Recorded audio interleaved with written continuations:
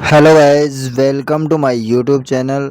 और आज आपका स्वागत है अपने फिर से यूट्यूब चैनल साइंस स्टार पर।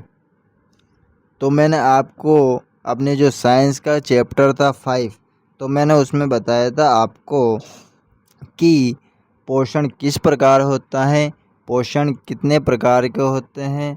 स्वपोषी होता है और एक होता है परपोषी।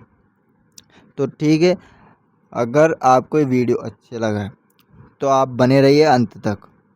इसमें बहुत सी इम्पोर्टेंट बातें हैं जो परीक्षा में पूछी जाएगी। अगर आपने वीडियो मिस कर दिया है तो आप परीक्षा में अच्छे अंक नहीं ला पा सकते।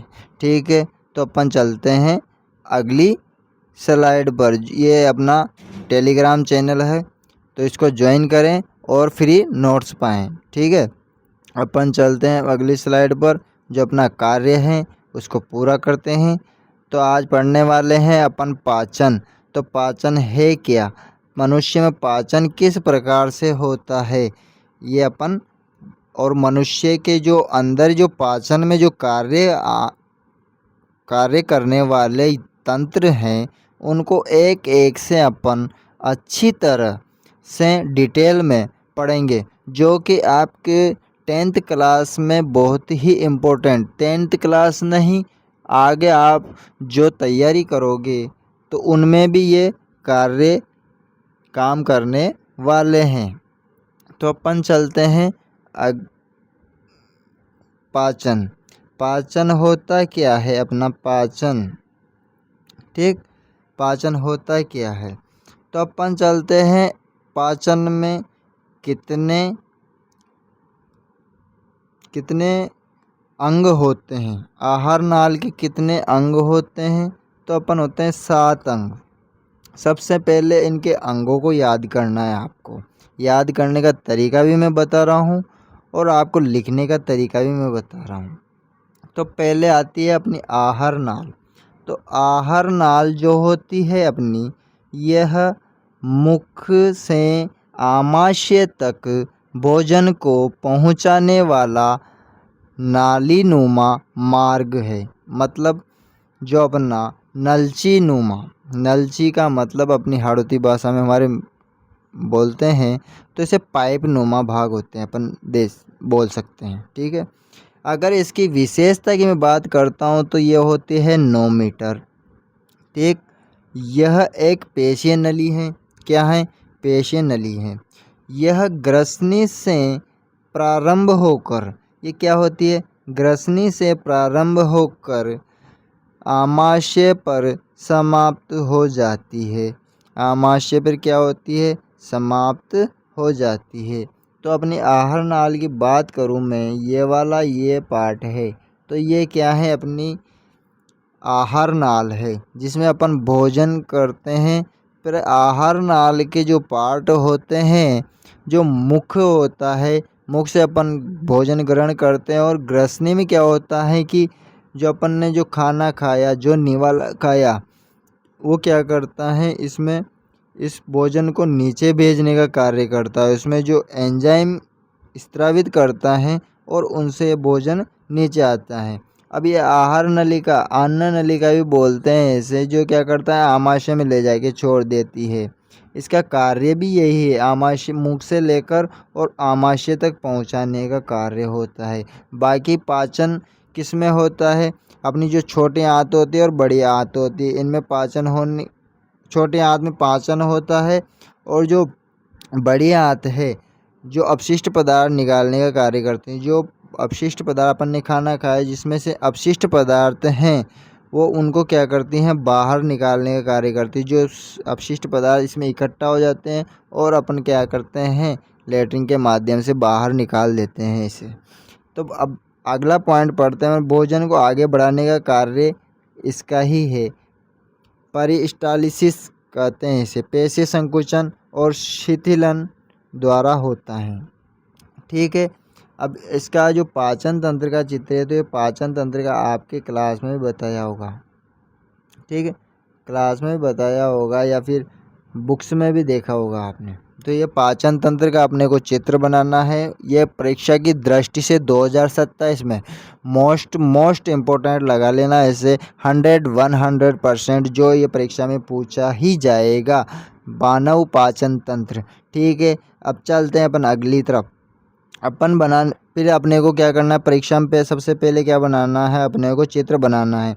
चित्र बनाने के बाद में ये अपने को क्या है, जो डायग्राम बना जिसको मैंने हाईलाइट किया अभी, उसी को अपने को बनाना है। पहले बनाते हैं अपन मुख, फिर उसके बाद में आती है अपनी ग्रसनी, फिर आती है अपनी अन्न नलिका या आहार नाल आ जाती है अपनी।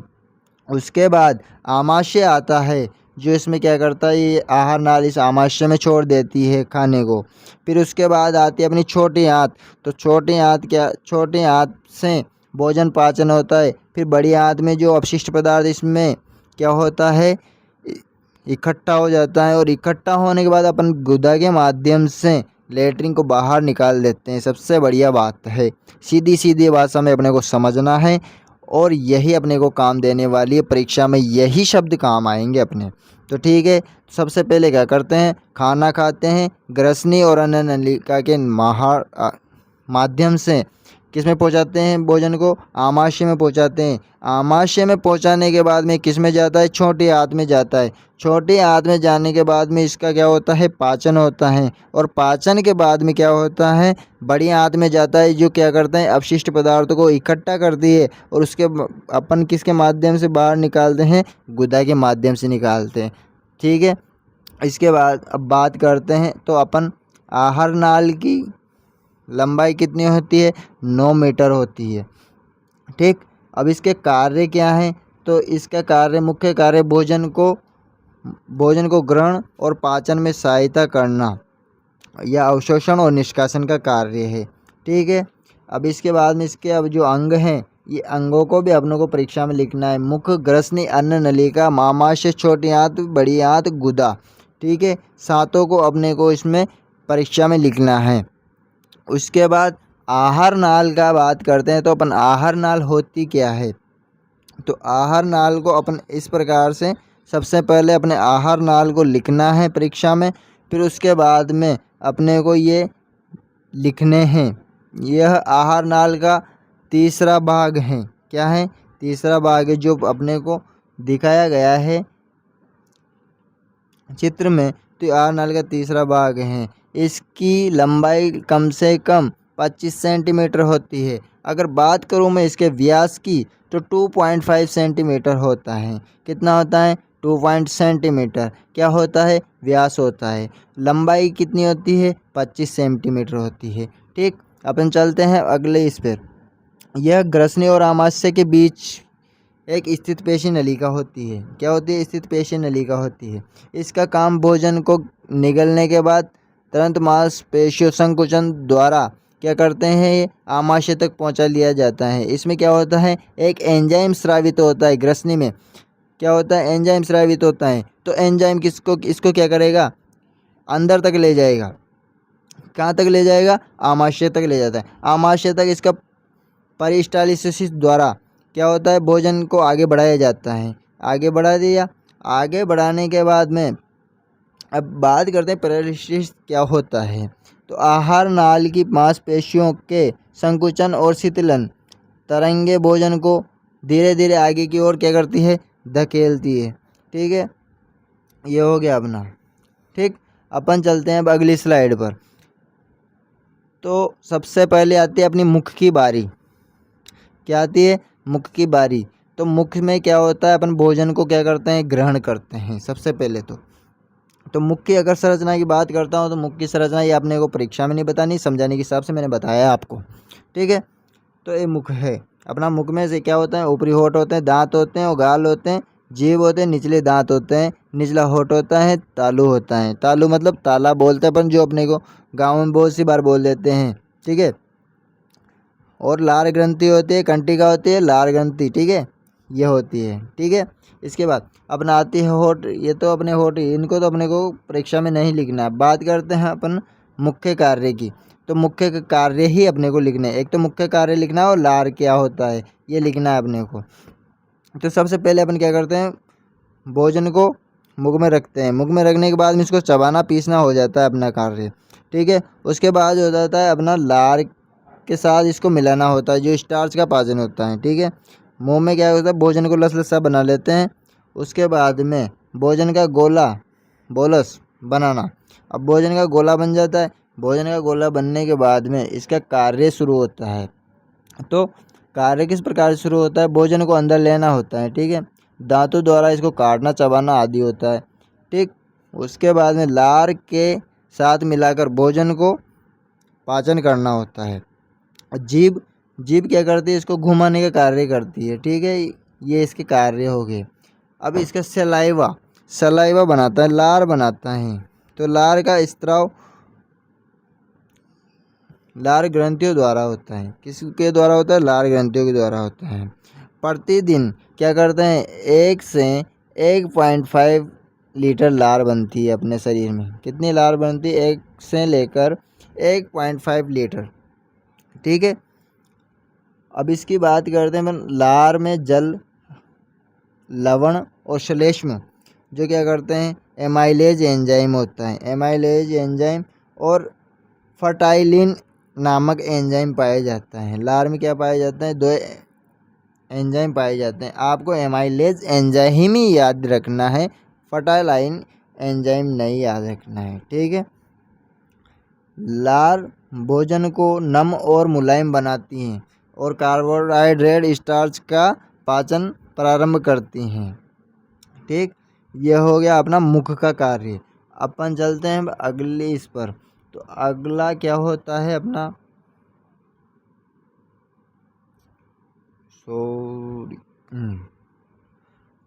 अब आता है अपना ग्रसनी। ग्रसनी होती क्या है, तो ग्रसनी का इसमें चित्र है नहीं। ग्रसनी का ऊपर वाला ये भाग है जो यहाँ से आकर अपनी ग्रसनी जुड़ती है, यहाँ से जुड़ती हैं दोस्तों, ठीक है। यहाँ से अपनी ग्रसनी जुड़ जाती है। और ग्रसनी किस जे शेप की होती है, एक होता है अपना जे शेप की होती है। ये डायफ्राम के कहाँ पर स्थित होती है, ये अपने को संरचना में लिखना है ग्रसनी के। तो डायफ्राम के नीचे एवं यकृत के बाईं ओर स्थित होती हैं, ठीक है। आप इसको लिख लोगे। उसके बाद इसकी लंबाई 25 सेंटीमीटर से 10 सेंटीमीटर की धारिता होती है, ठीक है। और 1.5 लीटर होती हैं। लगभग इसकी धारिता क्या होती है, 1.5 लीटर होती हैं। 1 मतलब 1.5 किलो अपन इसमें खाना कुछ भी कर सकते हैं, ठीक है, स्टोर कर सकते हैं। इसके मुख में कार्डी एक छिद्र द्वारा अंतिम सिरे पर पायरोलिक छिद्र होता है। ये बहुत ही इम्पोर्टेंट, मोस्ट इम्पोर्टेंट पायरोलिक छिद्र होता है, ठीक है। अब ग्रसनी की विशेषता। अब ग्रसनी की विशेषता अपने को परीक्षा में लिखनी है। इसकी दीवार मोटी, मांसल और लचीली होती हैं। क्या होती है, मोटी होती है, मांसल होती है और लचीली होती है। अंदर की सतह एक अनेक सिलवटें होती है, ठीक है, जैसे इसमें दिख रही है अपने को चित्र में। ऐसा ही ग्रसनी में होता है। इसका द्वारा 3 प्रकार की मांसपेशियां पाई जाती है। अनुदैर्ध्य वर्ताकार होती है और एक होती है तिर्यक। इसमें 3 मांसपेशियां पाई जाती है। यह भोजन को क्या करती हैं, रोकती भी हैं और इनको मिलाकर आगे भेजती हैं, ठीक है। ये हो गया अपना। अब इसकी ये परतें, ग्रसनी की जो परतें हैं ये इसमें बताई गई है, आपको लिखनी नहीं है परीक्षा में, तो आप इसको छोड़ दें, ठीक है। अब ग्रसनी में पाचन की क्रिया, तो मुख में गया, फिर ग्रसनी में गया, फिर मंथन हुआ, इसका मिलना हुआ, ठीक है। ग्रसनी की सहायता से पाचन और पोषण अपन कर सकते हैं, ठीक। अब करते हैं अपन बात ग्रसनी के कार्य। ग्रसनी के कार्य क्या करते हैं, कुछ समय के लिए संग्रहित करते हैं, मतलब कुछ समय के लिए भोजन को रोकती हैं। भोजन को मंथन और मिलाने की प्रक्रिया इसमें होती है। ग्रसनी के रस द्वारा प्रोटीन द्वारा पाचन प्रारंभ कर देती है, ठीक है। भोजन को धीरे धीरे ग्रसनी ग्रहण करके और छोटी आंत में भेज देती है। तो छोटी आंत में भेज देने के बाद में इसका कोई कार्य नहीं है, ठीक है। और वैसे इसमें एक कार्य और लिख लेना, तो हाइड्रोक्लोरिक अम्ल जो भोजन को अम्लीय बनाता है, हानिकारक जीवाणुओं को नष्ट करता है, और पेप्सिन को सक्रिय करता है। पेप्सिन क्या होता है, इसमें एंजाइम होता है जिससे इसका भोजन का पाचन होता है। और रेप्सिन होता है, तो रेप्सिन दूध के उपस्थित केराटिन प्रोटीन को जमाता है और शिशुओं में अत्यधिक मात्रा में पाया जाता है। ये म्यूकस की बात करते हैं तो अपने ग्रसनी की भीतरी दीवार की रक्षा करता है। ठीक है, अपन चलते हैं अगली स्लाइड पर। तो ये देखना है, तो इसमें क्या देखना है अपने को, एक तो संरचना देखनी है, ग्रसनी के कार्य देखने हैं। ठीक है, ग्रसनी का रस भी देख लेना ये। ठीक है, और ग्रसनी की विशेषताएं भी आपको देखनी है। तो अपना इसमें ग्रसनी हो गया। अब चलते हैं अपन अगली स्लाइड पर। तो इसमें होते हैं मानव की छोटी आंत। तो छोटी आंत में क्या होता है अपना, तो आपको जो दिख रहा है ये वाला पार्ट, बीच वाला पार्ट है, तो ये है अपनी छोटी आंत। तो छोटी आंत की संरचना, छोटी आंत लगभग 5 मीटर से लेकर 6 मीटर तक होती है। इसकी संरचना लंबाई होती है इसकी। और व्यास की बात करूँ मैं, तो व्यास 2.5 से लेकर 3 सेंटीमीटर होता है। 2.5 से लेकर 3 सेंटीमीटर होता है।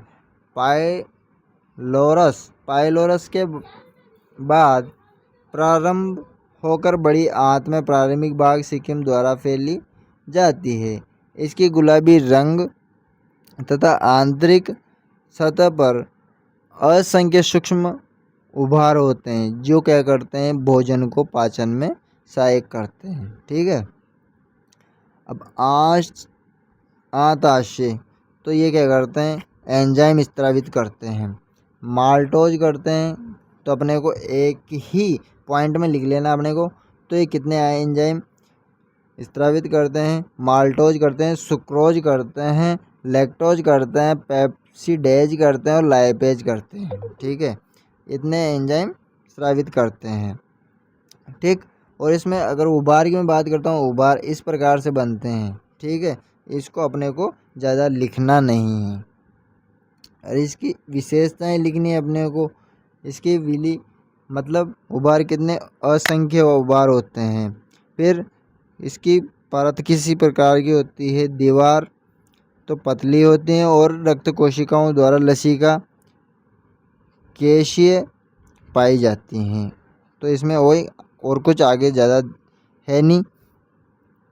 तो इसके कार्य की बात करते हैं, तो कार्य को आप देख लेना इस प्रकार। तो भोजन के अंतिम पाचन को पूरा करना, भोजन के क्या करते हैं, अंतिम पाचन को पूरा करना, पित्तरस और अग्नाशय और आंत का सहायता करना, पोषक तत्वों का अवशोषण करना, और होता है अपना अवशोषक पोषक तत्वों का रक्त और लसिका में पहुंचाना। ये कार्य हो गया। ठीक, अब इसके बाद में अपन चलते हैं अगली स्लाइड पर। मानव में पाचन तंत्र, अब आमाशय की बात करते हैं अपन। तो आमाशय है अपना, अब आमाशय इसको आंत्र से पहले रख लेना आप। ठीक है,